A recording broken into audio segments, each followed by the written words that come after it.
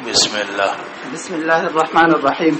بالسند المتصل منا إلى الإمام الهمام الحافظ الحجة أمير المؤمنين في الحديث محمد بن إسماعيل بن إبراهيم المغيرة بن بردسبة الجعفي البخاري رحمه الله تعالى ومتعنا بعلومه وبركاته آمين. قال حدثنا قتيبة قال حدثنا ليس عن يحيى عن نافع أن ابن عمر ذكر له أن سعيد بن زيد بن عمرو بن نفيل رضي الله عنه وعنهم وكان بدريا مرز في يوم جمعة فركب إليه بعد أن تعالى النهار واقتربت الجمعة وترك الجمعة. وقال الليث حدثني يونس عن ابن شهاب قال حدثني بسم الله الرحمن الرحيم. الحمد لله رب العالمين والعاقبة للمتقين والصلاة والسلام على سيدنا وشفيعنا ومولانا.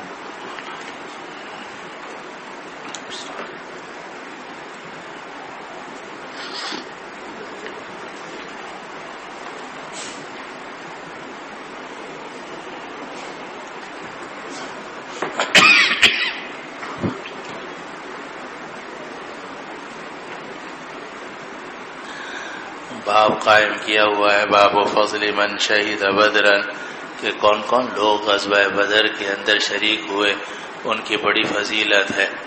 آپ کہاں سے تشریف لائے ہیں؟ تو یہاں تو مہمانوں کا داخلہ بند ہے. یہاں کا سابقہ طالب علم. اب تو آپ استاد ہو گئے ہیں، ہمارے لیے استاد ہیں.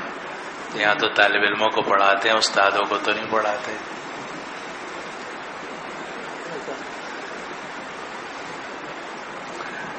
آئندہ بھائی جو بھی ساتھی آئے نا تو اجازت لے کر، ویسے نہیں، کیونکہ میں اپنے درس میں مہمانوں کو اجازت نہیں دیتا، کیونکہ مجھے صرف حکم ہے ان طلبہ کو پڑھانے کا جن کا داخلہ ہو چکا ہو. تو اگر آپ نے دوبارہ پڑھنا ہے تو داخلہ لے لیں. چلو جی، بسم اللہ الرحمن الرحیم. تو روایت نقل کی. تو بات یہ چل رہی ہے کہ کون کون لوگ ہیں جو غزوہ بدر کے اندر شریک ہوئے، ان کی کیا فضیلت ہے ان کی. اور اس سے امام بخاری رحمۃ اللہ علیہ جہاں فضیلت بیان کرنا چاہتے ہیں، وہاں یہ بھی بتانا چاہتے ہیں کہ میرے معیار کے مطابق کون کون سی احادیث ایسی ہیں کہ جن سے بدرین صحابہ کی تعیین ہوتی ہے. ویسے تو آپ پڑھ چکے ہیں 313 314 315 روایتیں آ رہی ہیں بدرین کے بارے میں، اور بدرین کے ناموں کے بارے میں کتاب بھی موجود ہے، اسماء البدرین. کئی کتابیں ہیں، خاص طور پر ہمارے بزرگوں میں حضرت مولانا بدر عالم صاحب میٹھی رحمۃ اللہ علیہ نے ایک رسالہ لکھا ہے اسماء البدرین.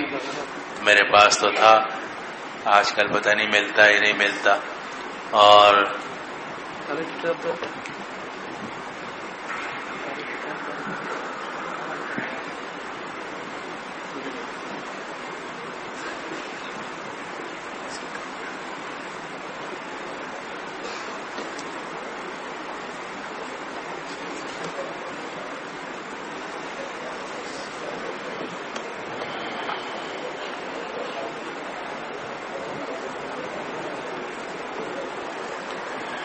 اور بعض اکابر نے اپنا تجربہ بیان کیا کہ اگر کسی مجلس کے اندر اسماء بدرین پڑھے جائیں، پھر دعا کی جائے، تو ان اسماء بدرین کی برکت سے اللہ تعالیٰ دعا قبول فرماتے ہیں. یہ کوئی شرعی بات تو ہے نہیں، مگر تجربے کی بات ہے. تو بعض اکابر نے یہ تجربہ نقل کیا ہے، اس لیے کئی حضرات نے اسماء بدرین کو جمع کیا ہے. اب یہ جو بدرین کے اسماء ہیں یہ جمع ہوئے ہیں مختلف احادیث سے اور سیر کی مختلف کتابوں سے، جیسے سیرت ابن ہشام وغیرہ. تو امام بخاری رحمۃ اللہ علیہ تو ہر حدیث کو قبول نہیں کرتے، جیسا کہ آپ نے بخاری اول کی بحث میں پڑھ لیا ہوگا. ان کا معیار بہت اونچا ہے. تو امام بخاری رحمۃ اللہ علیہ ڈھونڈ کر وہ حدیثیں لا رہے ہیں کہ جن میں بدرین کا ذکر آیا ہے. مثلا کہیں بھی آ گیا شہید بدرن یا یہ آ گیا وکانہ بدرین، تو امام بخاری رحمۃ اللہ علیہ اس حدیث کو اٹھا کر یہاں ذکر کر دیتے ہیں، چاہے وہ حدیث کتاب الصلاۃ کی ہو، چاہے وہ کتاب الطلاق کی ہو، کہیں کی بھی حدیث ہو، اگر اس میں کسی بدری صحابی کا ذکر آیا ہے تو اس کو وہاں سے اٹھاتے ہیں اور اس باب کے اندر اس کو ذکر کرتے ہیں۔ تو یہاں جو یہ روایت ہے یہ بھی ادنی مناسبت کے ساتھ امام بخاری رحمہ اللہ نے ذکر کی کہ حدثنا قتیبہ قال حدثنا لیث عن یحییٰ عن نافع ان ابن عمر رضی اللہ عنہما وعنہم ذکر لہ، کہ عبداللہ ابن عمر کے سامنے یہ بات ذکر کی گئی کہ ان کے پھپھا سعید ابن زید ابن عمرو ابن نفیل جو بدری صحابی ہیں، وکان بدریًا، تو یہ وہ جملہ ہے چھوٹا سا جس کی وجہ سے امام بخاری رحمہ اللہ نے اس حدیث کو یہاں ذکر کیا ہے۔ ان کو یہ اطلاع ملی کہ میرے پھپھا جو سعید ابن زید ہیں وہ بیمار ہیں، اور یہ اطلاع ملی جمعے کے دن، تو عبداللہ ابن عمر سوار ہو کر ان کی عیادت کے لیے تشریف لے گئے، حالانکہ دن بلند ہو چکا تھا، جمعے کا وقت قریب آ چکا تھا، اور عبداللہ ابن عمر رضی اللہ عنہ نے جمعہ چھوڑ دیا ان کی عیادت کی وجہ سے۔ اب اس روایت کے اندر لفظ آ رہا ہے وکان بدریًا، تو امام بخاری رحمہ اللہ نے اس جملے کی وجہ سے اس حدیث کو یہاں ذکر کیا۔ اور یہ سعید ابن زید ابن عمرو ابن نفیل یہ بیٹے ہیں زید ابن عمرو ابن نفیل کے، اور زید ابن عمرو ابن نفیل یہ ایک مشہور آدمی تھے، انہوں نے بعثت کا زمانہ تو پایا نہیں، لیکن یہ رسول اللہ صلی اللہ علیہ وسلم سے محبت کرتے تھے، اور حضور صلی اللہ علیہ وسلم ان سے محبت کرتے تھے۔ چنانچہ آگے ایک روایت آئے گی، اور پیچھے بھی بخاری اول کے بالکل آخر میں روایت موجود ہے کہ ایک مجلس میں یہ دونوں حضرات جمع تھے، زید ابن عمرو ابن نفیل اور نبی کریم صلی اللہ علیہ وسلم، اور اس وقت تک وحی کا سلسلہ شروع نہیں ہوا تھا، تو گوشت لایا گیا جو بتوں کے نام پر ذبح کیا گیا تھا، تو نہ نبی کریم صلی اللہ علیہ وسلم نے وہ گوشت کھایا، نہ زید ابن عمرو ابن نفیل نے وہ گوشت کھایا۔ تو زید ابن عمرو ابن نفیل یہ ان لوگوں میں سے تھے کہ جو دین ابراہیمی پر تھے، اور یہ بھی ذہن میں رہنا چاہیے کہ اگرچہ مشرکین مکہ اکثر شرک میں مبتلا ہو گئے تھے، بھاری اکثریت، لیکن پھر بھی کچھ لوگ ایسے اس زمانے میں رہے ہیں کہ جو دین ابراہیمی پر چلے آ رہے تھے اور بت پرستی کو اچھا نہیں سمجھتے تھے، بلکہ جو جانور بتوں کے نام پر ذبح کیا گیا ہو اس کو نہیں کھاتے تھے۔ ان میں زید ابن عمرو ابن نفیل بھی ہیں، اسی طرح قس ابن ساعدہ الیادی ہیں، اسی طریقے سے امیہ ابن ابی صلت ہیں، وغیرہ وغیرہ کئی نام آتے ہیں۔ اسی طرح نبی کریم صلی اللہ علیہ وسلم کے جو آبا و اجداد ہیں، والد اور دادا وغیرہ، ان کے بارے میں بھی یہی قول ہے کہ یہ بھی دین ابراہیمی پر تھے۔ تو خلاصہ یہ ہے کہ یہ بات طے شدہ ہے کہ مشرکین مکہ میں کچھ لوگ بہرحال ایسے تھے کہ جو شرک سے نفرت کرتے تھے، بتوں کے نام پر جو جانور ذبح کیا جائے اسے نہیں کھاتے تھے، گویا ایک طریقے سے وہ دین ابراہیمی پر قائم تھے۔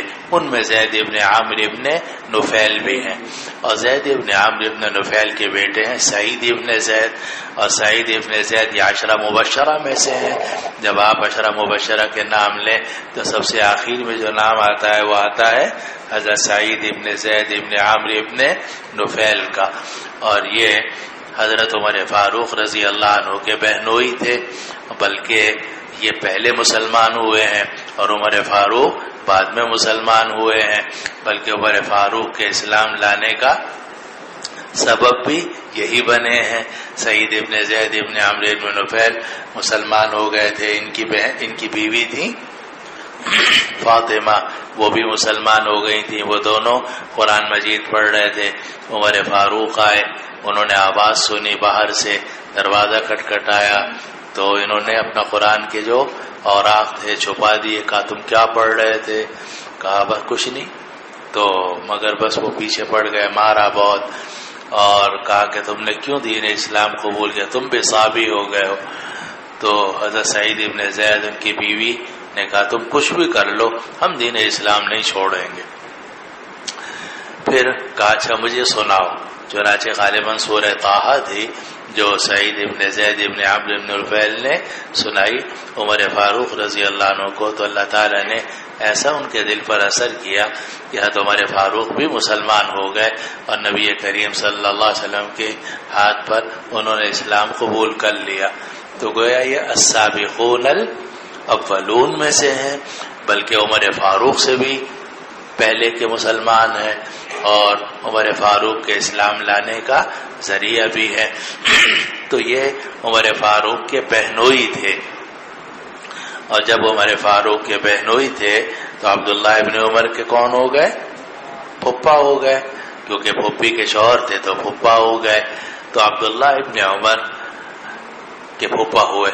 اب زمانہ گزر گیا اور عمر فاروق کا بھی انتقال ہو گیا وغیرہ وغیرہ.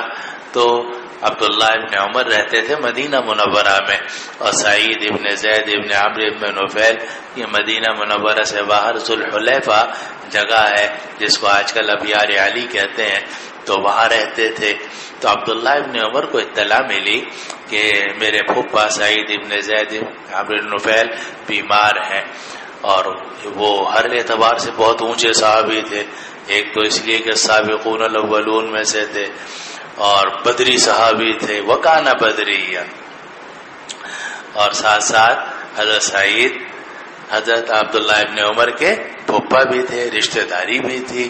تو اس رشتہ داری کی وجہ سے انہوں نے سب کام چھوڑے، حتیٰ کہ جمعہ بھی چھوڑ دیا، اور جمعہ چھوڑ کر وہ تشریف لے گئے ان کی عیادت کرنے کے لیے. تو یہ روایت ہے کہ سعید ابن زید ابن عمرو ابن نفیل وکان بدریًا، وہ بدری صحابی تھے، مریض فی یوم جمعہ، اور وہ بیمار ہو گئے. ذکر لہو، یہ اصل میں ذکر لہو کے ساتھ اس کا تعلق ہے کہ عبداللہ ابن عمر کے سامنے یہ بات ذکر کی گئی کہ وہ بیمار ہو گئے، اور یہ ذکر کیا گیا کب؟ جمعے کے دن. تو فرقیب الیہ، تو عبداللہ ابن عمر سوار ہو کر ذوالحلیفہ تشریف لے گئے اپنے پھپھا کی طرف. بعد ان تعالی النہار، تعالی یتعالی بلند ہونا، تو اس کے بعد کے دن بلند ہو چکا تھا. واقتربت الجمعہ، اور جمعے کا وقت قریب آ چکا تھا. وترک الجمعہ، اور عبداللہ ابن عمر نے رضی اللہ عنہ نے جمعہ چھوڑ دیا اپنے پھپھا کی عیادت کے لیے تاکہ بندوں کا حق ادا کیا جا سکے. اب اگلا مسئلہ یہ ہے کہ اگر آدمی جمعے کے دن سفر کرے تو سفر کرنا جائز ہے یا نہیں ہے؟ تو اگر دن بلند ہو چکا ہو مگر جمعہ کا وقت ابھی شروع نہ ہوا ہو، یعنی زوال نہ ہوا ہو، کیونکہ جمعہ فرض ہوتا ہے زوال کے بعد، لیکن تو زوال اگر نہ ہوا ہو اور جمعہ فرض نہ ہوا ہو تب تو کوئی کراہت نہیں ہے، اس لیے کہ ابھی فرضی نہیں ہوا. جب فرضی نہیں ہوا تو حکم ہی متوجہ نہیں ہوا. جب حکم متوجہ نہیں ہوا تو اگر آدمی سفر اختیار کر لے تو اس میں کوئی کراہت نہیں ہے. لیکن اگر جمعہ کا وقت شروع ہو چکا ہو یعنی زوال ہو چکا ہو تو پھر مکروہ تحریمی ہے کہ آدمی جمعہ چھوڑ کر چلا جائے، الا یہ کہ کوئی شدید عذر ہو. شدید عذر ہو کہ گاڑی نکل جائے گی، یا یہ کہ اچانک ایسی جگہ بیمار تھا اسپتال نہ چلا گیا وغیرہ، عذر شدید ہو تو ایسی صورت میں گنجائش ہے. لیکن حتی الامکان جب جمعہ واجب ہو جائے یعنی زوال ہو جائے تو اس کے بعد سفر اختیار کرنا مکروہ تحریمی ہے. اور اگر سفر اختیار کرنا پڑے، بعض اوقات فلائٹ ہوتی ہے 2-2:30 بجے، آدمی نہیں پڑ یا جو ٹکٹ کرا لی غلطی سے کسی نے اور وہ بھی جمعے کے دن کی ٹکٹ ہو گئی، تو کوشش کرنی چاہیے کہ مولانا ہاتھ رکھا کرو منہ کے اوپر جب جمائی آئے، تو اس کو کوشش کرنی چاہیے کہ ایئرپورٹ پر جمعہ قائم کر لے اور اسٹیشن پر جمعہ قائم کر لے. اور جمعے کے لیے کوئی مسجد کا ہونا بھی ضروری نہیں ہے. کہیں بھی اگر کچھ مسلمان ہوں اور وہ کھڑے ہو کر خطبہ پڑھ لیں اور اس کے بعد 2 رکعت جمعے کی امامت ہو جائے تو جمعہ قائم ہو جاتا ہے. تو یہاں آ رہا ہے بعد ان تعال النہار واقتربت الجمعہ. اس سے معلوم ہوتا ہے کہ جمعے کا وقت ابھی شروع نہیں ہوا تھا، وقت قریب آ رہا تھا. کوئی 10-11 بجے کا وقت تھا، ابھی جمعہ کا وقت نہیں آیا تھا، لیکن جمعہ کا وقت قریب آ چکا تھا. لیکن بیماری کی اطلاع ملی تو عبداللہ ابن عمر رضی اللہ عنہ نے اس فضیلت کو چھوڑ دیا، عبادت کی فضیلت کو، اور حقوق العباد کی جو فضیلت تھی اس کو اختیار کر لیا. کیونکہ جس طرح عبادت کی فضیلت ہے اسی طریقے سے شریعت میں حقوق العباد کے ادا کرنے کی بھی بڑی فضیلت ہے. یہ میں شریعت کا مسئلہ بتا رہا ہوں، آپ لوگوں کا مذہب تو اپنا اپنا ہے آج کل، لیکن حقوق العباد کی اسلام کے اندر بڑی اہمیت ہے. اور حقوق العباد جو ہے وہ بھی ایک عبادت ہی ہے. اس لیے اگر ایک نفلی عبادت چھوڑ کر آدمی دوسری نفلی عبادت ادا کر لے، مثلا حقوق العباد ادا کر لے، تو اس میں کسی قسم کی کوئی کراہت نہیں ہے. تو سعید ابن زید ابن عامر بن نفیل 10 مبشرہ میں سے ہیں اور بدری صحابی ہیں اور عبداللہ ابن عمر کے قریبی رشتہ دار ہیں. اس لیے عبداللہ ابن عمر رضی اللہ عنہ جمعے کے دن سوار ہو کر وہاں چلے گئے اور ان کی عیادت کے لیے جمعے کو چھوڑ دیا. چلو جی آگے.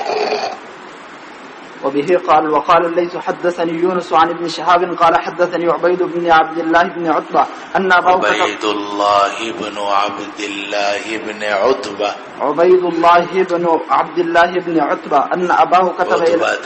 عتبة أن أباه كتب إلى عمر بن عبد الله بن الأرقم الزهري رضي الله عنه وعنهم رحمه الله تعالى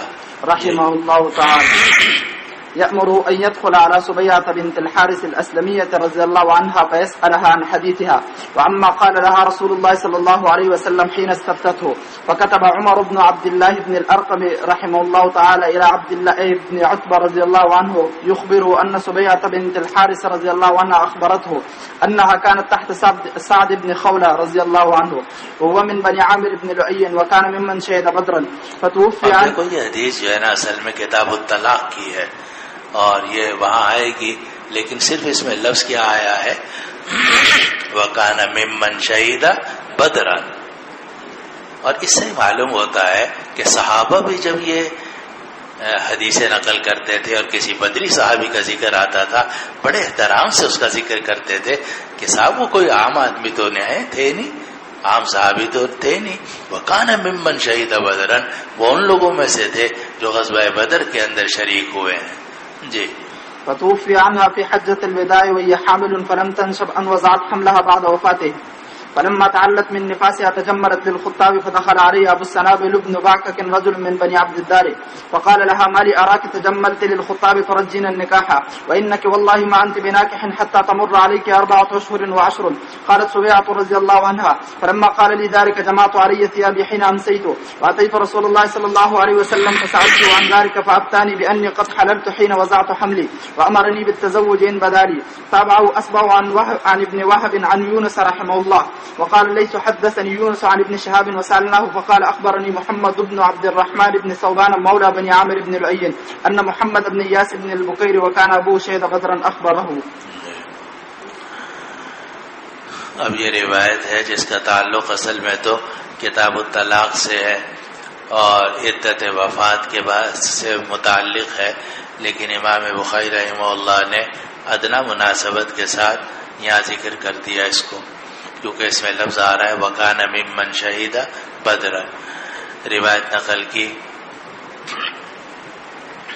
لیس، انہوں نے یونس، انہوں نے ابن شہاب زہری، وہ کہتے ہیں کہ مجھ سے حدیث بیان کی عبید اللہ ابن عبداللہ ابن عتبہ نے کہ ان کے ابا جان یعنی عبداللہ ابن عتبہ ابن مسعود نے خط لکھا عمر ابن عبداللہ ابن الارقم کو. یا عمر ابن عبداللہ ابن الارقم یہ بھی تابعی ہیں، تو ان کو خط لکھا یأمرہ، اور ان سے درخواست کر رہے تھے، ان کو حکم دے رہے تھے.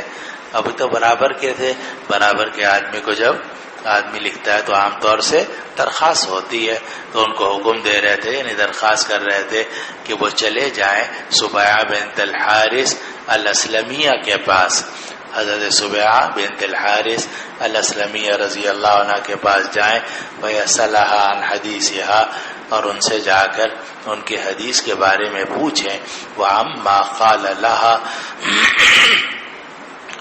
اور وہ بات بھی پوچھیں جو رسول اللہ صلی اللہ علیہ وسلم نے سبیعہ کو فرمائی تھی، حین استفتتہ، جبکہ سبیعہ نے نبی کریم صلی اللہ علیہ وسلم سے جا کر مسئلہ پوچھا تھا۔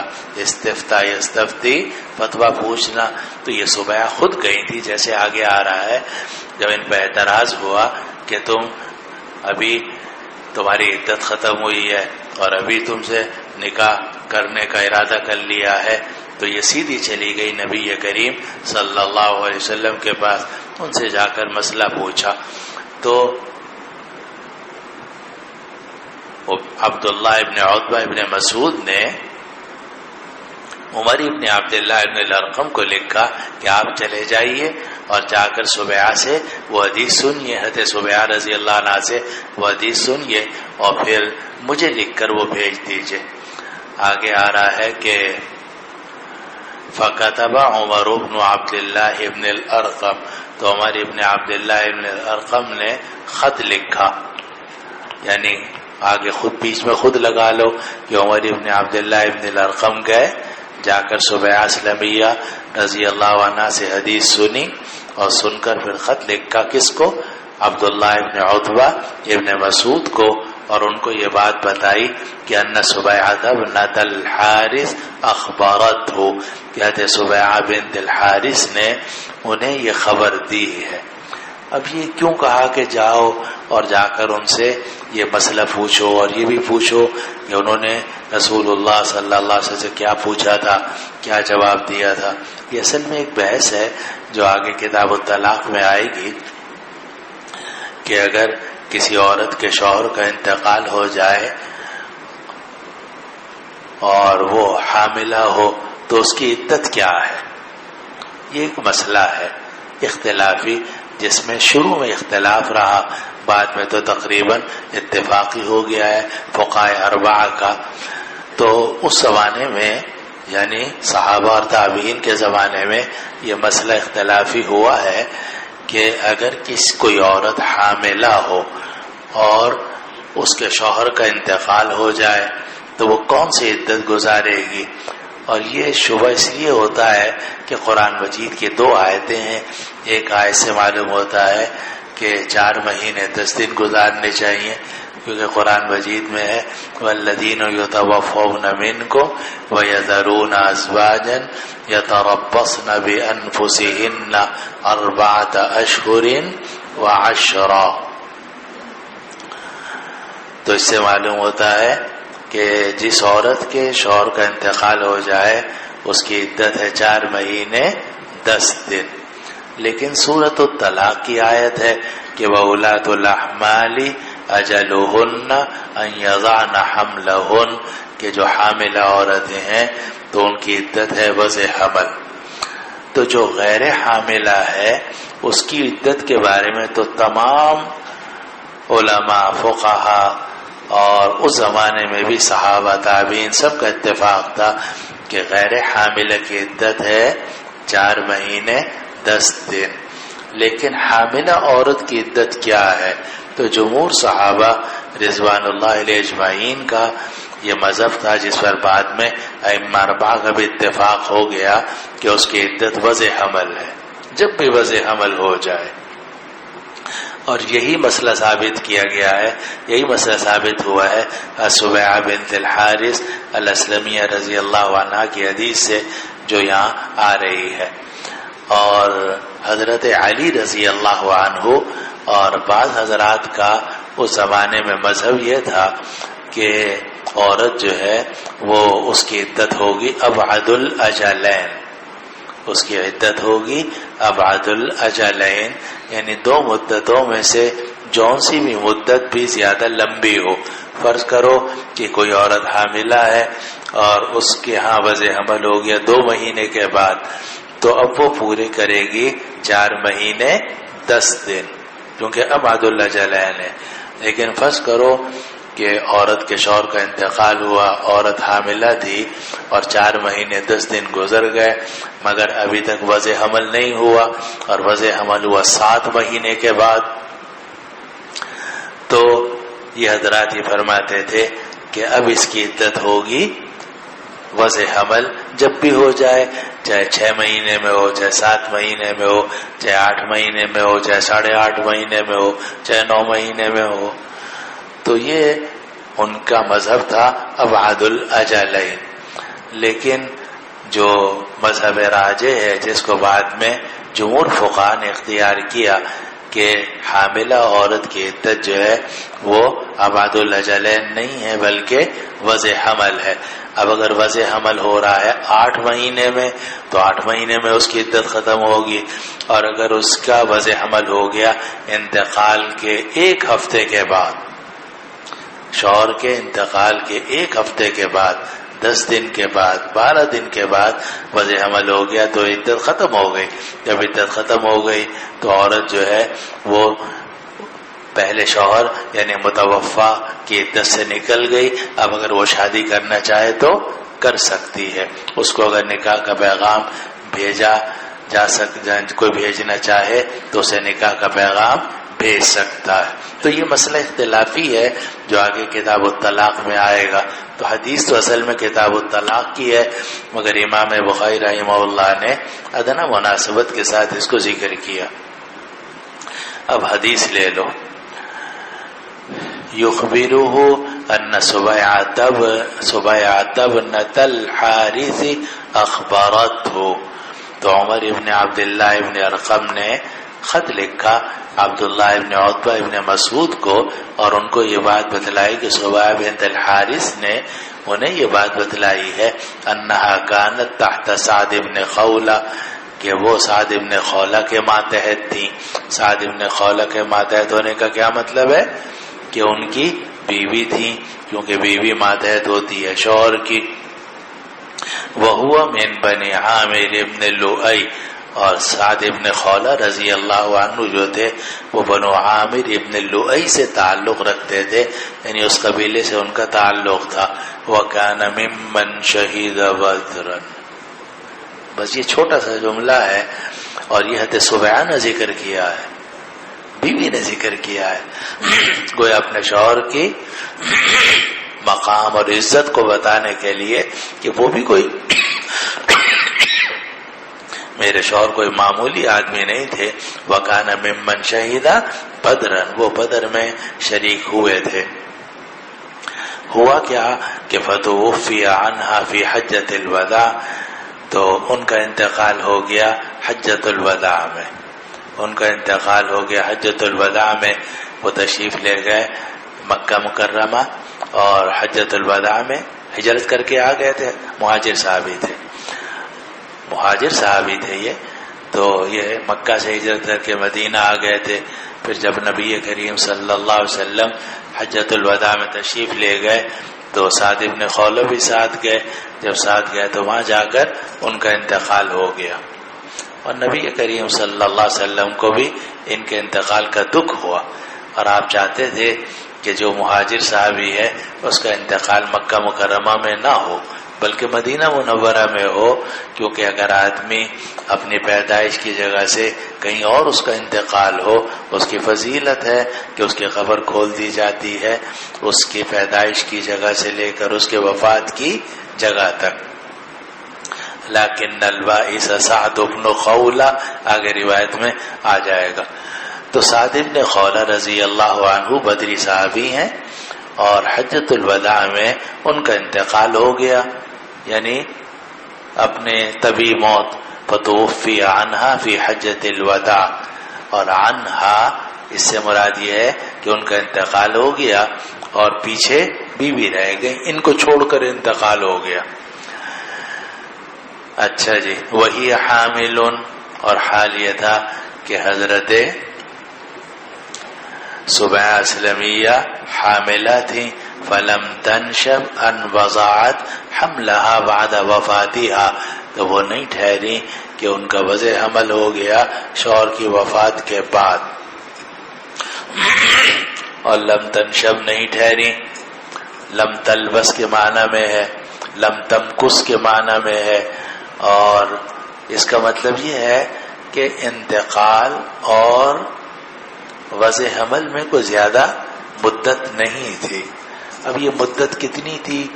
تو حافظ ابن حجر رحمۃ اللہ علیہ نے بہت روایتیں ذکر کی ہیں کتاب الطلاق میں، فتح الباری کے اندر، اور اس میں بڑا روایات میں تعارض ہے.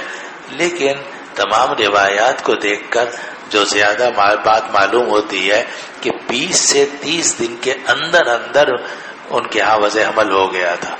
شوہر کا انتقال ہوا، پہلے سے حاملہ تھی، ظاہر ہے کہ عام طور سے 8-9 مہینے لگتے ہیں وضع حمل میں، تو حمل 8 یا 9 مہینے کا تھا.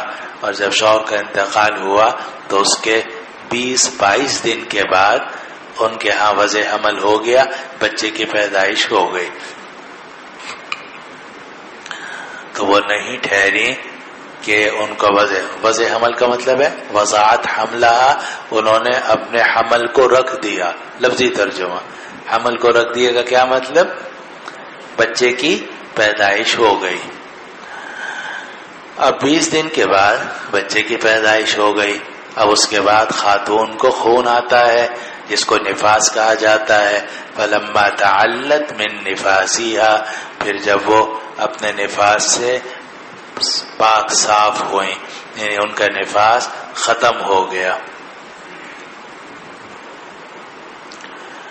قوله تعلت بالمهملة وشدة اللام يقال تعلت المرأة من نفاسها وتعللت، دونوں طرح اس کو پڑھا جاتا ہے. اذا خرجت منه وطهرت من دمها.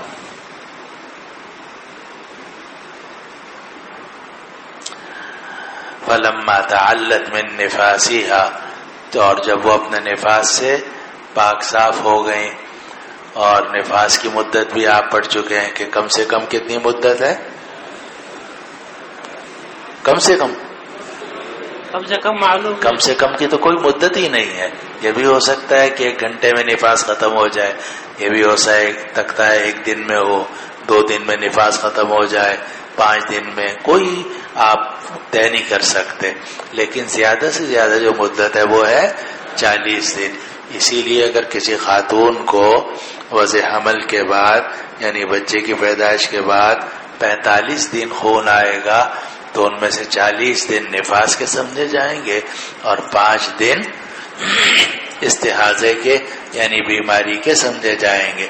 لیکن اگر اسے 39 دن خون آیا تو سارے 39 دن 39.5 دن 40 دن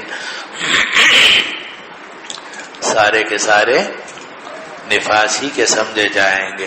تو بہرحال اب ان کا جو بھی نفاس تھا، ہر عورت کی عادت دوسری عورت سے مختلف ہوتی ہے، کسی کو 10 دن، کسی کو 5 دن، کسی کو 15 دن، اللہ عالم. تو جب یہ اپنے نفاس سے فارغ ہو گئیں تو تجملت للخطاب، تو انہوں نے منگنی کا پیغام دینے والوں کے لیے زیب و زینت اختیار کی. تجمل یتجمل تجملا، میک اپ کرنا، بناؤ سنگار کرنا، خوبصورتی اختیار کرنا. خطاب جمع خاطب کی، اور خاطب کہتے ہیں خطب یخطب، اس کے معنی تقریر کرنے کے بھی آتے ہیں اور اس کے معنی خطبہ کے بھی آتے ہیں، یعنی منگنی کا پیغام دینا. تو جب یہ اپنے نفاس سے فارغ ہو گئیں تو انہوں نے منگنی کا پیغام دینے والوں کے لیے زیب و زینت اختیار کی. اور یہ بھی معلوم ہوا کہ شریعت کے اندر بہتر یہ ہے کہ کوئی مرد یا عورت بغیر نکاح کے نہ رہے. آپ لوگوں کا تو مذہب بالکل ہی مختلف ہو گیا ہے جی، لیکن بات شریعت کی ہو رہی ہے. تو آپ لوگوں کے جو علاقے ہیں اور ہمارے آپ کے علاقے ہیں، یا ان سب میں تو یہ باتیں بڑی معیوب ہو گئی ہیں جو شریعت میں بالکل جائز تھیں. تو لیکن شریعت میں اگر کوئی عورت نفاس سے فارغ ہو جائے اور عدت اس کی ختم ہو جائے، اس کے بعد منگنی کا پیغام کوئی اس کو دے تو منگنی کا پیغام دینا بھی جائز ہے، اور اس کے لیے منگنی کا پیغام لینا بھی جائز ہے، اور اس کے لیے نکاح کرنا بھی جائز ہے۔ اور اگر کوئی لڑکی والے لڑکے والے یعنی لڑکے کی ماں وغیرہ اس کو دیکھنے کے لیے آئے تو یہ میک اپ یا زیب و زینت اختیار کر سکتی یا نہیں کر سکتی؟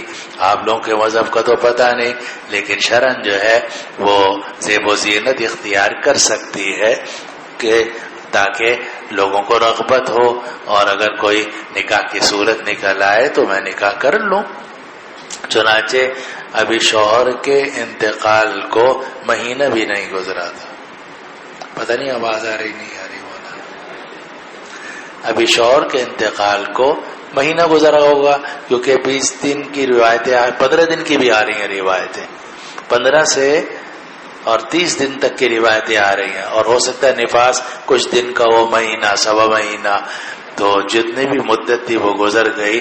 تو تجملت للخطاب، تو یہ جو خاتون تھیں سبیعہ بنت الاسلمیہ، انہوں نے زیب و زینت اختیار کی منگنی کا پیغام دینے والوں کے لیے، تاکہ اگر کوئی مجھے دیکھنا چاہے دیکھ لے اور نکاح کا پیغام دینا چاہے تو نکاح کا پیغام دے دے۔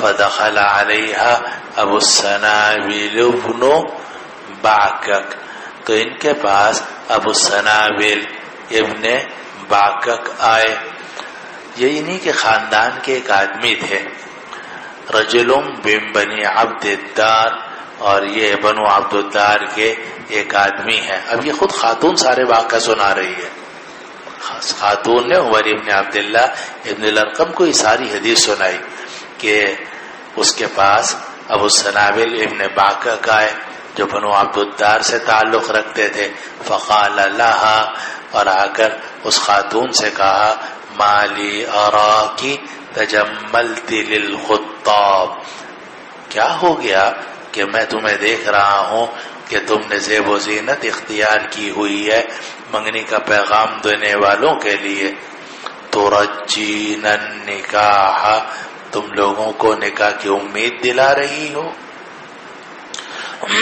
یہ تو اس وقت ہے جبکہ آپ اس کو ترجی نہ پڑھے، اور آپ کے حاشیے میں لکھا ہوا ہے بضم الفوقیہ وفتح الراء وتشدید الجیم المکسورہ ترجینا، ولی ابی ذر، لیکن اس کی ایک دوسری روایت ہے ابو ذر کے نسخے میں بفتح الفوقیہ وسکون الراء وکسر الجیم وفتحها مخففتا ترجین النکاح، تو اگر ترجین النکاح ہو تو مطلب کیا ہوگا کہ کیا وجہ ہے کہ تم نے زیب و زینت اختیار کی ہے، ترجین النکاح، تم نکاح کی امید کر رہی ہو، ابھی تو 4 مہینے 10 دن بھی نہیں گزرے، ابھی تو 4 مہینے 10 دن بھی نہیں گزرے اور تم نکاح کی امید کر رہی ہو، ترجین النکاح۔ اور اگر آپ اس کو باب تفعیل کے ساتھ پڑھو تو ترجین النکاح، تو اس کا مطلب یہ ہوگا کہ تم لوگوں کو نکاح کی امید دلا رہی ہو، رجا یرجو امید کرنا، اور باب تفعیل میں لے جاؤ گے تو امید دلانا، ترجین النکاح، تم لوگوں کو نکاح کی امید دلا رہی ہو، وَإِنَّكِ وَاللَّهِ مَا أَنْتِ بِنَاكِ، اور بے شک تم اللہ کی قسم نکاح نہیں کر سکتی، وَإِنَّكِ وَاللَّهِ مَا أَنْتِ بِنَاكِحٍ، اور بے شک تم اللہ کی قسم تم نکاح نہیں کر سکتی، حَتَّى يَمُرَّ عَلَيْكِ 4 أشهر و10، یہاں تک کہ تمہارے اوپر 4 مہینے 10 دن نہ گزر جائیں۔ گویا ابو السنابل ابن باکک جو انہی کے قبیلے کے آدمی تھے، ان کو حیرانی ہوئی کہ یہ زیب و زینت اختیار کر کے بیٹھی ہوئی ہیں، حالانکہ ابھی تو 4 مہینے 10 دن نہیں گزرے۔ قرآن مجید میں صاف ہے والذین یتوفون منکم ویذرون ازواجا یتربصن بانفسہن 4 اشہر و10۔ تو یتربصن بانفسہن کا مطلب یہ ہے کہ اپنے آپ کو روکے رکھیں، اور روکے رکھنے کا مطلب یہ ہے کہ عدت کے احکام پر عمل کریں۔ عورت نے کہا عدت کے اندر زیب و زینت اختیار نہیں کر سکتی۔ تو ابو سنابل ابن باکک رضی اللہ عنہ کا ذہن اس بات کی طرف گیا کہ قرآن مجید کی آیت میں عدت کا ذکر ہے 4 مہینے 10 دن، اور ابھی تو 4 مہینے 10 دن نہیں گزرے، تو انہوں نے یہ زیب و زینت کیسے اختیار کر لی ہے؟ تو کہا کہ وَإِنَّكِ وَاللَّهِ مَا أَنْتِ بِنَاكِحٍ، بے شک تم اللہ کی قسم نکاح نہیں کر سکتی یہاں تک کہ 4 مہینے 10 دن گزر جائیں۔ قال السبيعة، سبیعہ فرماتی ہیں فلما قال لي ذلك، جب انہوں نے مجھے یہ کہا جمعت علی ثیابی حین امسیت، تو جب شام ہوئی تو میں نے اپنے اوپر اپنے کپڑوں کو جمع کر لیا۔ گھر میں عورت رہتی ہے تو ظاہر ہے کہ بہت زیادہ کپڑے تو اس کے اوپر نہیں ہوتے کہ جناب باقاعدہ اس نے بال بھی ڈھکے ہوئے ہوں، پورا جسم ڈھکا ہوا ہو، برقع بھی پہنا ہوا ہو، بہت لمبی چادر لی ہوئی ہو، چہرہ بھی اس کا چھپا ہوا ہو، ایسا تو نہیں ہوتا۔ پتہ نہیں آپ کیا ہوتا نہیں ہوتا، لیکن بہرحال شریعت میں اجازت ہے کہ جناب شوہر ہے یا محارم ہے تو ان سے کوئی بہت گہرا، شوہر سے تو بالکل ہی پردہ نہیں ہوتا اور محارم سے بھی کوئی گہرا پردہ نہیں ہوتا۔ کچھ مخصوص حصے ہیں جسم کے جو عورت کے لیے چھپانے ضروری ہیں، ورنہ بال ہے، سر ہے یا کلائیاں ہیں تو یہ وغیرہ، پاؤں ہے، یہ محارم کے لیے پردے میں داخل نہیں ہے۔ تو عورت گھر میں رہتی ہے تو زیادہ کپڑے اوپر نہیں رکھتی، لیکن جب باہر نکلتی ہیں خواتین بہت احتیاط کے ساتھ نکلتی ہیں، پردے کے احکام کو خیال۔ تو انہوں نے بھی یہی کیا، تو اس کو کہتی ہیں کہ جب شام ہوئی، اور یہ بھی معلوم ہوا کہ اس زمانے میں خواتین شام کو نکلنا پسند کرتی تھی تاکہ لوگوں کی نظروں سے محفوظ رہیں، پردے کے احکام زیادہ ملحوظ رہیں، کیونکہ دن کی روشنی ہوتی تھی تو اس میں نظر آنے کا امکان زیادہ ہوتا تھا۔ لیکن مغرب ہو گئی اور اندھیرا پھیلنے لگا تو اس وقت میں چادر بھی ڈالی ہوئی ہے، چہرہ بھی چھپایا ہوا ہے، اور جا رہی ہیں نبی کریم صلی اللہ علیہ وسلم سے مسئلہ پوچھنے کے لیے، تو پردے کے احکام، حجاب کے احکام پر عمل زیادہ بہتر ہوتا ہے۔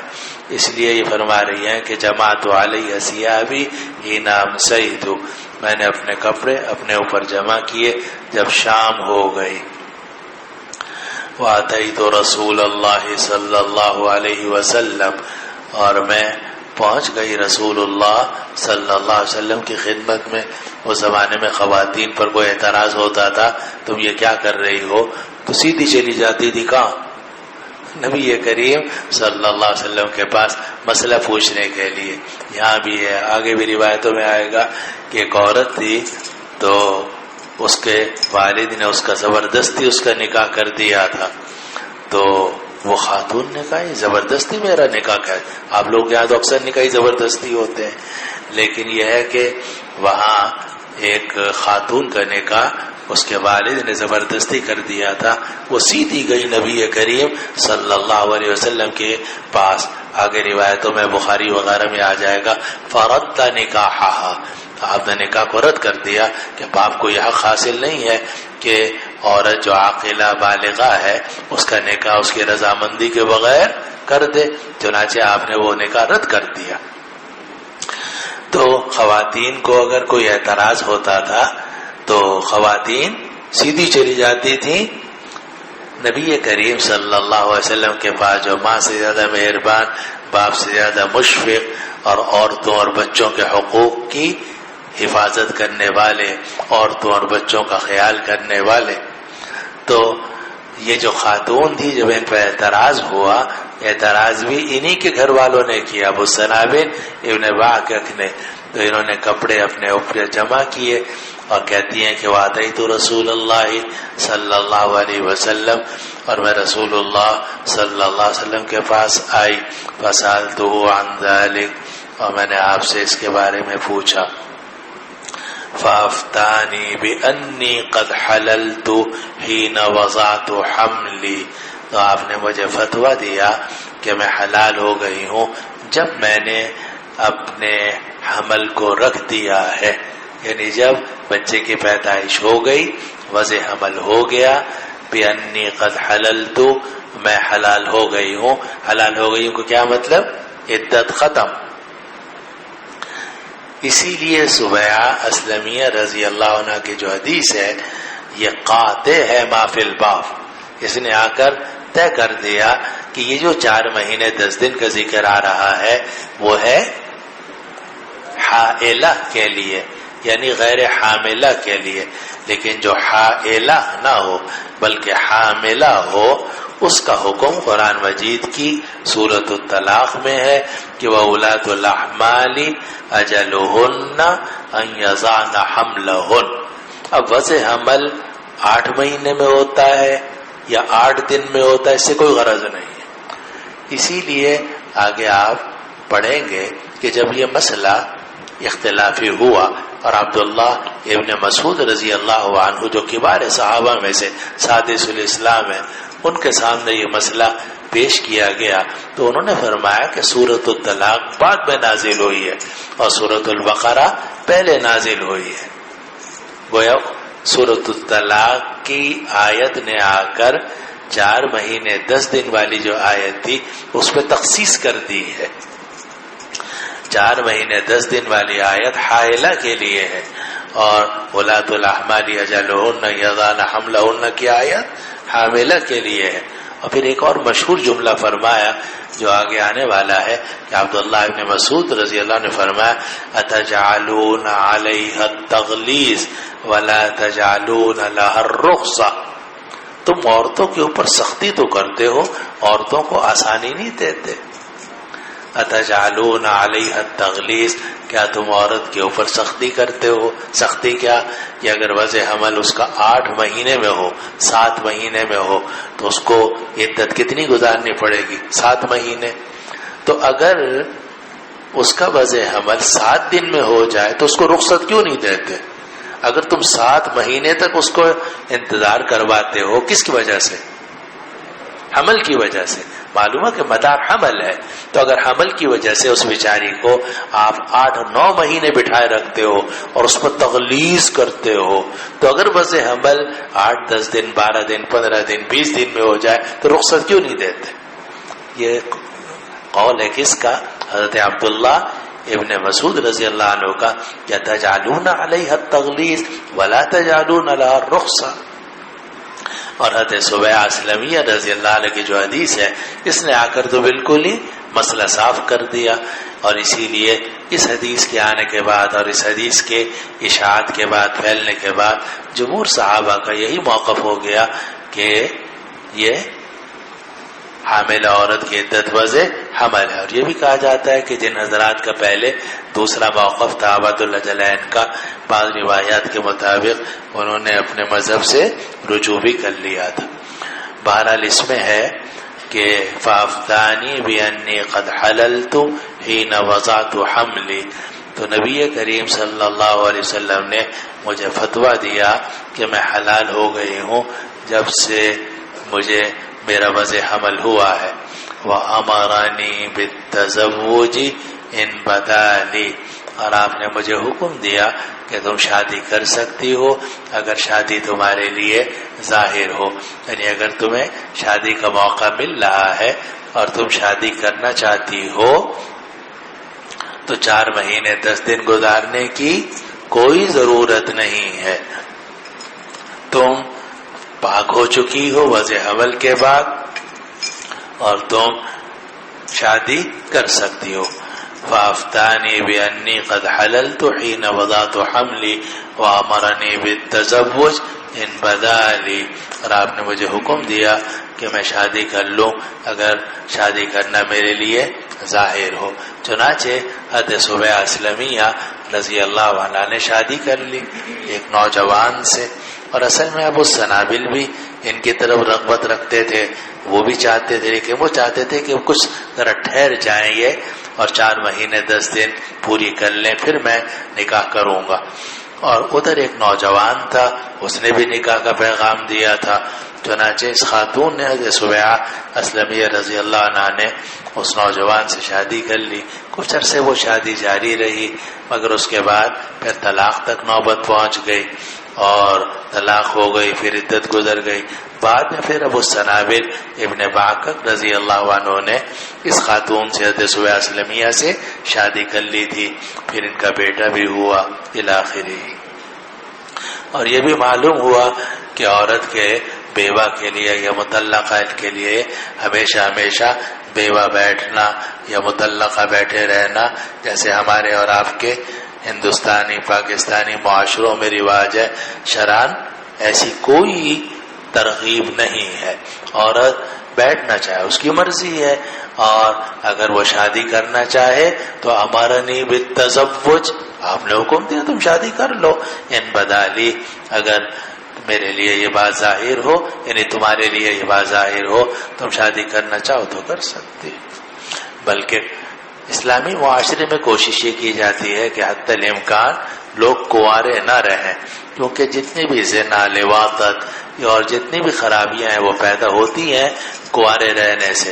یا معشر الشباب من استطاع منکم الباءۃ فلیتزوج، اے نوجوانوں جو نکاح کی استطاعت رکھتا ہے وہ جا کے شادی کر لے بقرعید کی چھٹیوں میں۔ یا معشر الشباب من استطاع منکم الباءۃ فلیتزوج فإنه اغض للبصر واحسن للفرج۔ اور یہ حکم صرف آپ کے لیے نہیں، عورتوں کے لیے یعنی چنانچہ اسی لیے مطلقہ ہے یا متوفی عنہا الزوج ہے، اس کا بھی حکم یہی ہے۔ اور صحابیات نے 4 نکاح کیے، خود نبی کریم صلی اللہ علیہ وسلم کی جو ازواج مطہرات تھیں اکثر بیوہ یا مطلقہ تھیں، ایک ہی خاتون تھی جو کنواری تھیں عائشہ رضی اللہ عنہا، لیکن باقی جتنی خواتین تھیں سب کے سب معلوم ہوا کہ دوسرا عورت کے لیے دوسرا نکاح کرنا یہ معیوب نہیں ہے۔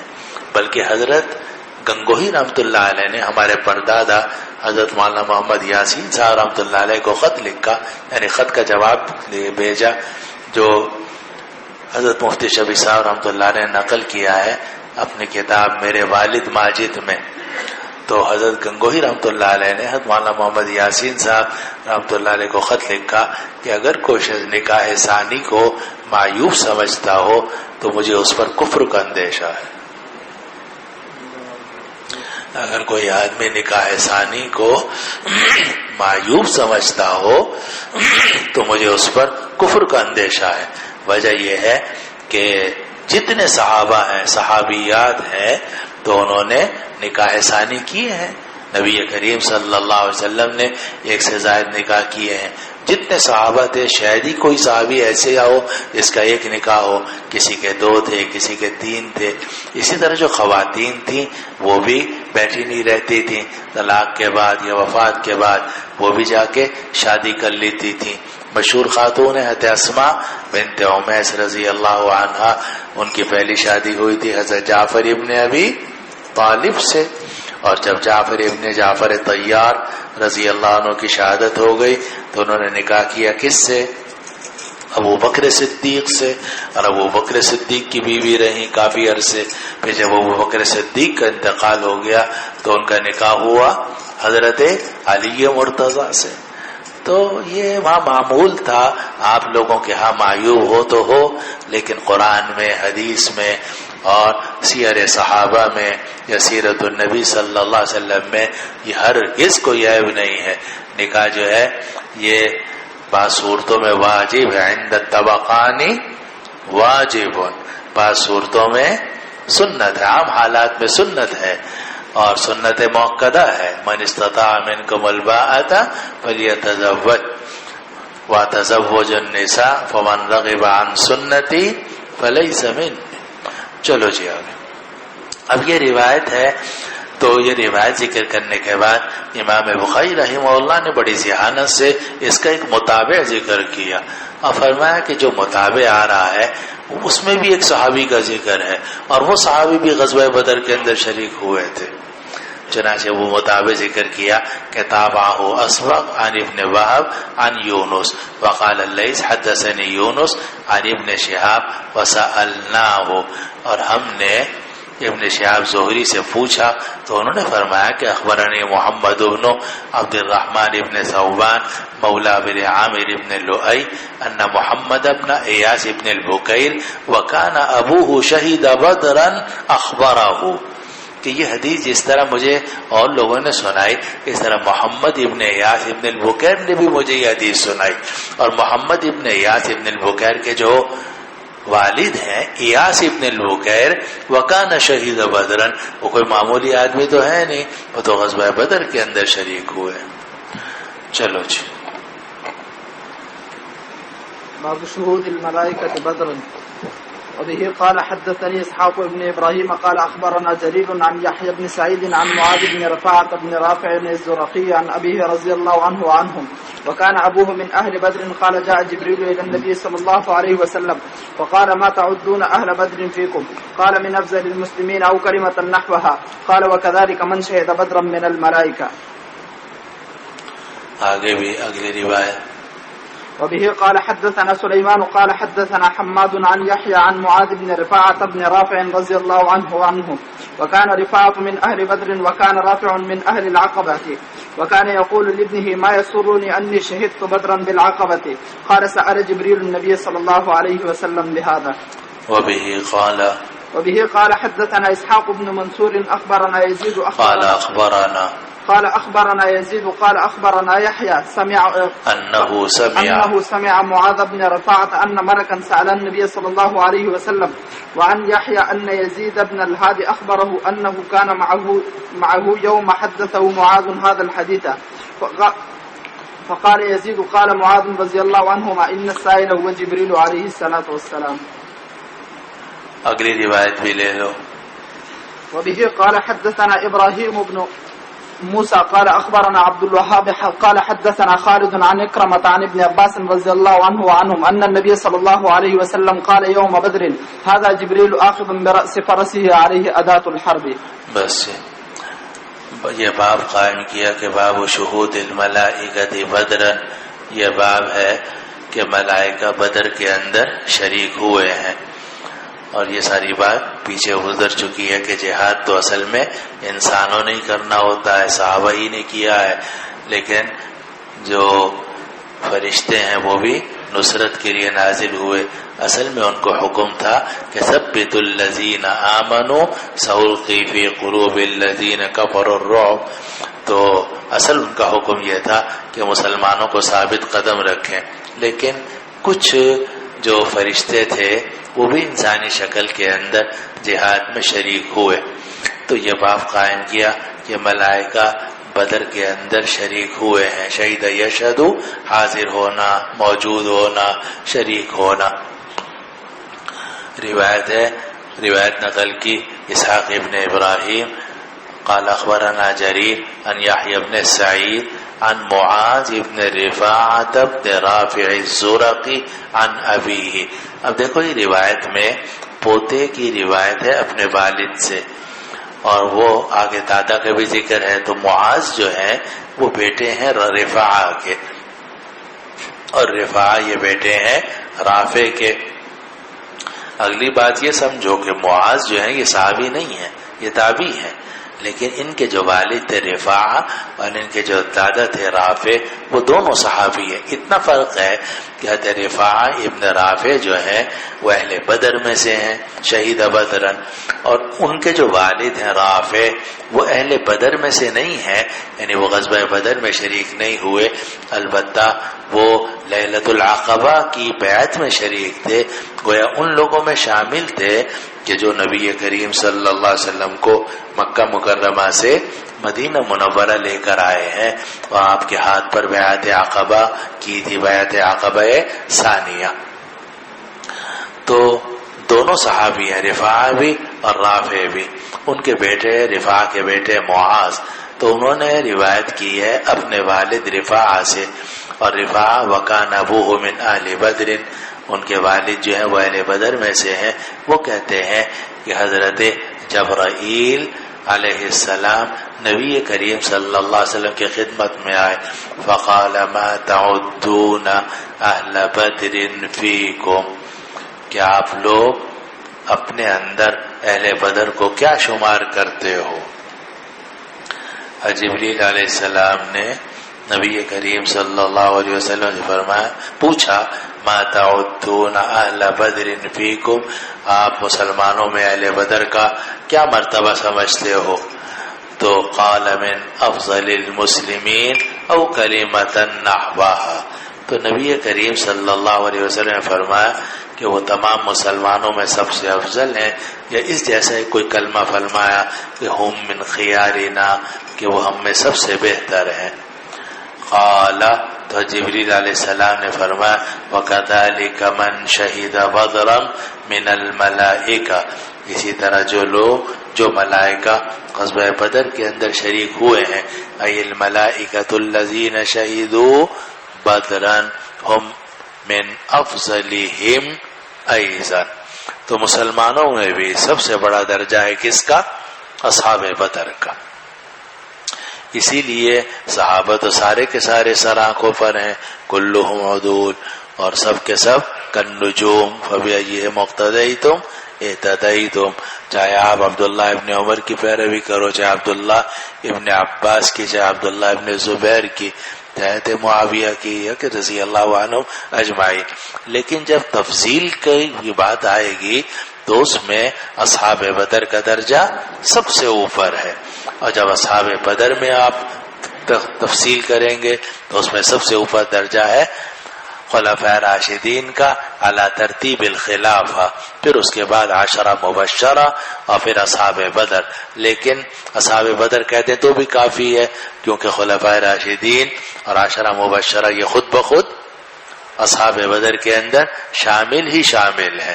اصحاب بدر کے بعد پھر درجہ ہے اصحاب احد کا، اصحاب احد کے بعد درجہ ہے اصحاب بیعت الرضوان کا، جن کے بارے میں قرآن مجید میں آتا ہے لقد رضی اللہ عن المؤمنین اذ یبایعونک تحت الشجرہ، اور اصحاب الشجرہ کے بعد یعنی اصحاب بیعت الرضوان کے بعد درجہ ہے ان حضرات کا جو فتح مکہ سے پہلے مسلمان ہوئے، کیونکہ لا یستوی منکم من انفق من قبل الفتح وقاتل اولئک اعظم درجۃ من الذین انفقوا من بعد وقاتلوا، باقی سارے صحابہ جنتی ہیں، وکلا وعد اللہ الحسنى، سبھی سے اللہ نے جنت کا وعدہ کیا ہے، لیکن وہ صحابہ جو فتح مکہ سے پہلے مسلمان ہوئے ان کا درجہ بڑا ہوا ہے ان صحابہ سے جو فتح مکہ کے موقع پر یا فتح مکہ کے بعد مسلمان ہوئے ہوں۔ تو جو فضیلت مسلمانوں کی ہے وہی فضیلت ملائکہ کی بھی ہے، اسی لیے حضرت جبریل علیہ السلام نے فرمایا کہ جس طرح آپ لوگ مسلمانوں میں سب سے افضل اصحاب بدر کو سمجھتے ہو، اسی طریقے سے ملائکہ میں بھی۔ اگلی روایت بھی ایسی ہے، حدثنا سلیمان قال حدثنا حماد عن یحیی عن معاذ بن رفاعة بن رافع وكان رفاعة من اہل بدر وكان رافع من اہل العقبہ۔ اب یہ جملہ پچھلی روایت میں نہیں تھا، یہاں اس کا اضافہ ہوا، اس لیے امام بخاری رحمۃ اللہ علیہ اس روایت کو دوبارہ لے کر آئے دوسرے استاد سے، کیونکہ اس میں یہ ہے کہ رفاعت تو اہل بدر میں سے تھے اور رافع جو تھے وہ اہل العقبہ میں سے تھے، بیٹا بدری صحابی ہے اور والد جو ہے اگرچہ بدری صحابی نہیں ہے مگر ہجرت کرانے والے یا نبی کریم صلی اللہ علیہ وسلم کو مدینہ منورہ لانے والے جو اصحاب تھے ان میں شامل ہیں۔ وکان یقول لابنہ، اور اسی لیے رفاعہ اپنے بیٹے رافع سے کہتے تھے ما یسرنی انی شہدت بدرا بالعقبہ، کہ مجھے یہ بات پسند نہیں ہے کہ میں بدر میں شریک ہوتا عقبہ کے بدلے میں، بیعت عقبہ میں میں شریک ہوا، میرے لیے وہ بڑی فضیلت کی بات ہے۔ وہی کہتے تھے کہ اگر میں بدر میں شریک نہیں ہوا کوئی فرق نہیں پڑتا، لیکن وجہ یہ ہے کہ غزوہ بدر تو ہوا ہی اس لیے ہے کہ ہجرت ہوئی، اور ہجرت اس لیے ہوئی کہ ہم نے بیعت عقبہ کی تھی اور آپ کو لے کر آئے تھے کہ ہم آپ کی حفاظت کریں گے، اپنے بچوں سے بڑھ کر، اپنے جان مال سے بڑھ کر آپ کی حفاظت کریں گے۔ تو بدر کا جو سبب ہے وہ ہجرت ہے، ہجرت کا سبب بیعت عقبہ ہے۔ اس لیے رفاع یہ کہتے تھے کہ اگر میں بدر میں شریک نہیں ہوا تو مجھے کوئی غم نہیں ہے، کیونکہ جو اس سے بھی زیادہ فضیلت کی چیز ہے بیعت عقبہ، میں اس میں شریک ہوا ہوں۔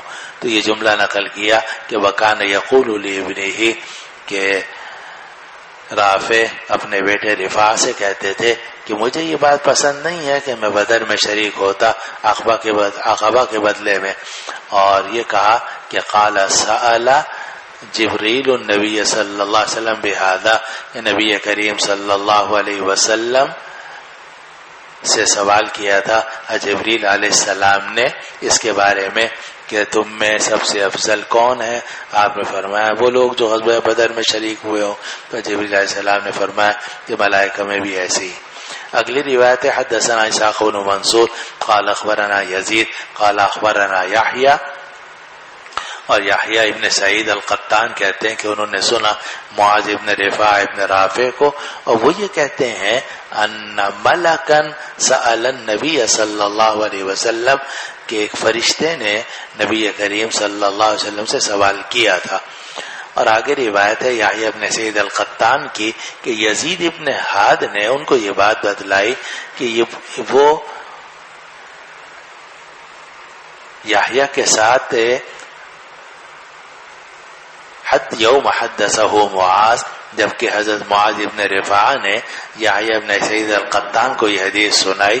فقال یزید، تو یزید نے یہ فرمایا، یعنی یزید ابن الہاد نے فرمایا کہ معاذ نے فرمایا تھا کہ ان السائل ہوا جبرائیل علیہ السلام، کہ جو سوال کرنے والے تھے وہ حضرت جبرائیل علیہ السلام تھے۔ اب دیکھو یہ تین روایتیں امام بخاری رحمۃ اللہ ذکر کی، ان میں فرق کیا ہے؟ یہ آپ دیکھو کہ امام بخاری کی ذہانت۔ اب پہلی جو حدیث ہے حدثني اسحاق بن ابراہیم قال اخبرنا جریر ان یحییٰ بن سعید ان معاذ بن رفاعہ، یہ حدیث معنعن ہے، عن کے ساتھ ہے، یہ حدیث معنعن ہے۔ جو اگلی حدیث ہے حدثنا سلیمان قال حدثنا حماد ان یحییٰ عن معاذ بن رفاعہ بن رافع، یہ بھی حدیث معنعن ہے، لیکن اتنا فرق اس میں اضافہ ہوا ہے کہ اس میں یہ لفظ آ رہا ہے کہ وَكَانَ رِفَاعَةُ مِنْ أَهْلِ بَدْرٍ وَكَانَ رَافِعٌ مِنْ أَهْلِ الْعَقَبَةِ وَكَانَ يَقُولُ لِابْنِهِ إِلَى آخِرِهِ۔ تو یہ جملے کا اضافہ تھا اس دوسری سند کے اندر، اس لیے امام بخاری رحمۃ اللہ علیہ نے یہ دوسری سند بھی ذکر کی جس میں اضافہ تھا، لیکن ابھی تک دونوں حدیثیں کیسی ہیں؟ معنعن ہے۔ اور آپ جانتے ہیں کہ امام بخاری جو ہے وہ ہر وقت اس فکر میں رہتے ہیں کہ سماع ثابت ہو، خالی عن سے کام نہیں چلے گا، بلکہ سمع، اخبرانی اور حدثنی براہ راست یہ سماع ثابت ہونا چاہیے۔ چنانچہ اس حدیث معنعن کو مصرحہ بالتحدیث والسماع کرنے کے لیے امام بخاری رحمۃ اللہ علیہ نے تیسری سند ذکر کی۔ حدثنا اسحاق بن منصور قال اخبرنا يزيد قال اخبرنا يحيى انه سمع معاذ بن رفاع۔ تو وہ حدیث معنن جو دو جگہوں میں معنن آ رہی تھی، پہلی حدیث میں اضافہ نہیں تھا، دوسری حدیث میں اضافہ تھا، لیکن تھی دونوں معنن، اس معنن کو مصرحہ بالتحدیث والسماع ثابت کرنے کے لیے امام بخاری رحمۃ اللہ علیہ نے تیسری سند ذکر کی اور پھر اس حدیث کو تیسری مرتبہ نقل کیا۔ پھر ایک اور بات بھی ہے، وہ یہ کہ پہلی دو حدیثوں میں یہ آیا تھا کہ جبریل علیہ السلام نے نبی کریم صلی اللہ علیہ وسلم سے سوال کیا تھا، لیکن تیسری سند لا کر امام بخاری رحمۃ اللہ علیہ نے یہ بات ظاہر کی کہ جب اصل روایت آئی تھی صحابی سے، یعنی حضرت رفاع ابن رافع سے، انہوں نے جبریل کا لفظ ذکر نہیں کیا تھا، انہوں نے یہ لفظ ذکر کیا تھا کہ ان ملکن سأل النبی صلی اللہ علیہ وسلم، کہ ایک فرشتے نے نبی کریم صلی اللہ علیہ وسلم سے سوال کیا تھا. یہ تھی اصل روایت. پھر اس کے بعد معاذ جو رفاع کے بیٹے ہیں انہوں نے اس کا ادراج کیا کہ اس ملک سے مراد کون تھے؟ حضرت جبرائیل علیہ السلام تھے. اب دیکھو دیکھنے میں یہ تینوں حدیثیں آپ کو ایک جیسی لگتی ہیں، لیکن امام بخاری رحمۃ اللہ علیہ 3 حدیثیں ویسے ہی نہیں لے آئے. پہلی حدیث لائے معانان تھی، اضافہ نہیں تھا. دوسری حدیث لائے معانان بھی ہے، اضافہ بھی ہے. پھر تیسری حدیث لے کر آئے تاکہ عنعنہ ختم ہو اور سماع کی اور تحدیث کی صراحت ہو.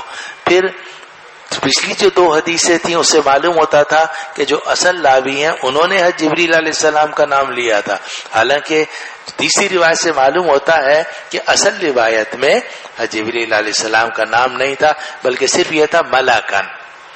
اور یہ جو اس ملک کی تفسیر کی ہے جبریل علیہ السلام کے ساتھ وہ کی ہے معاذ ابن رفاع نے. قال معاذ ان سائل ہوا جبرائیل علیہ السلام. تو معاذ نے فرمایا کہ سائل جو تھے سوال کرنے والے وہ جبریل علیہ السلام تھے. اب یہ تو بات ہو گئی کہ اصل روایت کے اندر ملکن کا لفظ تھا، اور یہ جو ملکن کی تفسیر کی ہے حضرت جبریل کے ساتھ تو یہ تفسیر کی ہے معاذ ابن رفاع ابن رافع نے. اب ہو سکتا ہے آپ یہ کہیں کہ بھئی یہ تفسیر تو کس کی ہو گئی؟ تابعی کی ہو گئی. تو تابعی نے کہاں سے تفسیر کر دی؟ تو امام بخاری نے بڑی ذہانت کے ساتھ ایک اور روایت نقل کی یہ بتانے کے لیے کہ اس میں جبریل علیہ السلام کا لفظ جو ہے وہ خود احادیث سے ثابت ہے. اگلی روایت ذکر کی قال حدثني ابراہیم بن موسیٰ قال اخبرنا عبد الوهاب قال حدثنا خالد عن اکرمہ عن ابن عباس رضی اللہ عنہما وعنہ ان النبی صلی اللہ علیہ وسلم قال یوم بدر. نبی کریم صلی اللہ علیہ وسلم نے بدر والے دن صحابہ سے فرمایا ھذا جبرائیل، دیکھو یہ جبرائیل علیہ السلام ہے، آخذ براس فرسہ، اور انہوں نے اپنے گھوڑے کی لگام پکڑی ہوئی ہے، علیہ ادات الحرب، ان پر جنگ کا سامان ہے. تو جبریل علیہ السلام انسانی شکل میں آئے، انسانی شکل میں آ کر گھوڑے پر سوار تھے اور مسلح تھے، زرہ پہنی ہوئی تھی، خود پہنا ہوا تھا، ہاتھ میں تلوار بھی تھی. تو فرمایا دیکھو یہ جو صاحب ہیں یہ جبریل علیہ السلام ہے اور ان کے اوپر یہ جنگ کا سامان ہے.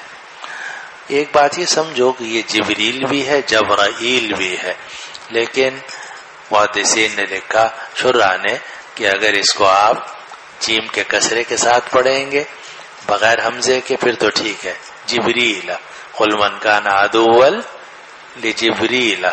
لیکن اگر آپ اس کو حمزے کے ساتھ پڑھیں گے پھر جبرائیل آپ نہیں پڑھ سکتے، پھر آپ کو پڑھنا پڑے گا جبرائیل جبرائیل. تو آپ نے بدر والے دن فرمایا کہ جبرائیل ہیں، یعنی جبریل علیہ السلام ہے، آخذ براس فرسی، انہوں نے اپنے گھوڑے کی لگام پکڑی ہوئی ہے، علیہ ادات الحرب، ان پر جنگ کا سامان. اور یہ بھی معلوم ہوا کہ جب کوئی بھی فرشتہ یا جن کسی بھی شکل میں متمثل ہوتا ہے تو اس پر اسی کے احکام جاری ہو جاتے ہیں. ویسے تو فرشتہ جو ہے ایک ہی فرشتہ اگر پوری بستی کو اوپر اٹھا کے نیچے الٹ دے تو یہ جائز بھی ہے، ممکن بھی ہے، بلکہ واقع بھی ہے. لیکن وہی فرشتہ جب انسانی شکل میں آئے گا پھر سارے خواص انسان کے جاری ہو جاتے ہیں، اس لیے پھر خود بھی پہنتا ہے، ہتھیار بھی لیتا ہے، زرہ بھی پہنتا ہے، اس لیے کہ اب اس کو انسانی شکل کے اندر متمثل کر دیا گیا. اس لیے کہا جاتا ہے کہ جب تک جن جو ہے اپنی اصلی شکل میں ہے تو شاید آپ نہ اس کو مار سکیں، لیکن اگر وہ کسی سانپ کی شکل میں آ جائے اور آپ اس کو مار دیں تو ہو سکتا ہے کہ مر جائے وہ، اس لیے کہ اس وقت میں وہ سانپ کی شکل میں متمثل ہو گیا تو اسی کے احکام سارے اس کے اوپر جاری ہو جاتے ہیں. چلو جی آگے. جی ایک سوال ہے. کون سا؟ آپ کہاں؟ 232. 200 جی.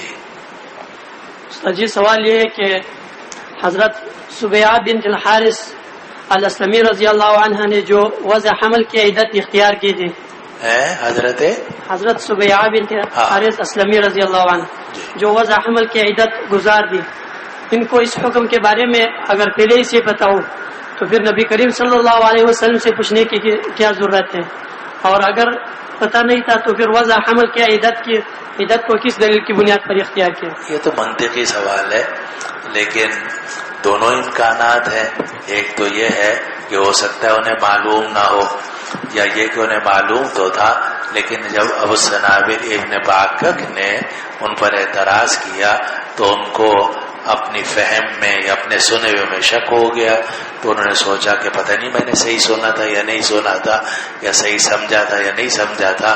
تو انہوں نے خود فیصلہ کرنا مناسب نہیں سمجھا، بلکہ سوچا کہ نبی کریم صلی اللہ علیہ وسلم موجود ہیں، تو ان کے پاس چلی جاتی ہوں، جا کر ان سے مسئلہ پوچھ لیتی ہوں. بس اوقات ایک طالب علم کو دوسرا طالب علم ایک بات بتاتا ہے، اسے پہلے سے معلوم ہوتی ہے لیکن دوسرے طالب علم کے بتانے سے اسے شک پڑ جاتا ہے. وہ پھر جا کے دارالافتاء میں مسئلہ پوچھتا ہے تو اس کو یقین ہو جاتا ہے کہ یا یہ صحیح ہے یا وہ صحیح ہے، تو شک کو رفع کرنے کے لیے بھی سوال ہو سکتا ہے. چلو جی. جی دوسری حدیث میں حضرت رافع رضی اللہ عنہ نے جو اپنے صاحبزادے سے فرمایا تھا کہ مجھے عقبہ ثانیہ میں شرکت کی زیادہ خوشی ہے، اس کے بعد یہ جملہ ہے کہ جبریل علیہ السلام نے اس سے متعلق سوال کیا تھا، یعنی اس سے متعلق بدر سے متعلق. تو ان دونوں جملوں میں تطبیق یہ ہے کہ اصل بات تو یہی ہے کہ جو حضرات اصحاب بدر ہیں یعنی غزوہ بدر میں شریک ہوئے ہیں وہ افضل ہیں. لیکن یہ بات پہلے بھی ہم ایک دو مرتبہ آپ کو بتا چکے ہیں کہ غزوہ بدر میں نفیر واجب نہیں تھی، کیونکہ آپ کا ارادہ بظاہر لڑائی کا نہیں تھا. اس لیے اگر کوئی صحابی غزوہ بدر میں نہیں گئے تو آپ نے اس پر کسی قسم کا کوئی مواخذہ نہیں فرمایا، کیونکہ انما کان یرید عیر قریش پیچھے بھی گزر چکا. تو نفیر کا تو پتہ ہی نہیں تھا اس زمانے میں، اس وقت میں کوئی اندازہ ہی نہیں تھا کہ کوئی لشکر نفیر آئے گا 1000 افراد پر مکہ مکرمہ سے. آپ تو نکلے تھے تجارتی قافلے کی وجہ سے. تو اس لیے حضرت رافع جو اہل عقبہ میں سے ہے وہ اگر غزوہ بدر میں شریک نہیں بھی ہوئے تو ان پر کسی قسم کی کوئی ملامت ہو نہیں سکتی. اور پھر انہوں نے اگلی بات یہ فرمائی کہ اگر چلو میں غزوہ بدر میں شریک نہیں بھی ہوا تو بھی اللہ تعالیٰ نے مجھے ایک اور نعمت عطا فرمائی ہوئی ہے جو جس میں تم شریک نہیں ہو سکے، اور وہ تھی بیعت عقبہ. بہرحال وہ بھی ایک نعمت یا نہیں ہے؟ نعمت تو ہے، چاہے وہ بدر جیسی نہ ہو لیکن بہرحال نعمت تو ہے. اور اگر ایک اعتبار سے دیکھا جائے تو جیسے میں نے ابھی بتایا تھا کہ بدر موقوف ہی تھی کس پر؟ ہجرت پر، اور ہجرت موقوف ہے بیعت عقبہ پر. اس لیے اگر حضرت رافع یہ فرمائے کہ مجھے الحمدللہ بیعت عقبہ میں شریک ہونے کی سعادت حاصل ہے تو اس میں کوئی حیرانی کی بات نہیں. چلو جی، ہیں یہ سب السابقون الاولون والسابقون الاولون من المہاجرین والانصار. اللہ تعالیٰ نے السابقون الاولون کو بڑی فضیلت عطا کی ہے. اصحاب بدر ہوں یا اصحاب احد ہوں یا اصحاب بیعت الرضوان ہوں، یہ سب السابقون الاولون میں سے. پھر وہ بھی جو بالکل شروع میں مسلمان ہوئے. اب رافع جو رفاعہ جو تھے وہ تو بعد میں شریک ہوئے بدر کے اندر، لیکن ان کے ابا جو تھے وہ پہلے سے دین کی خدمت کر رہے تھے اور مکہ مکرمہ گئے، نبی کریم صلی اللہ علیہ وسلم کے ہاتھ پر بیعت عقبہ کی، ان کو دعوت دی کہ آپ تشریف لائیے مدینہ منورہ، ہم جان مال سے بڑھ کر آپ کی حفاظت کریں. یہ بھی سعادت. واللہ سبحانہ و تعالی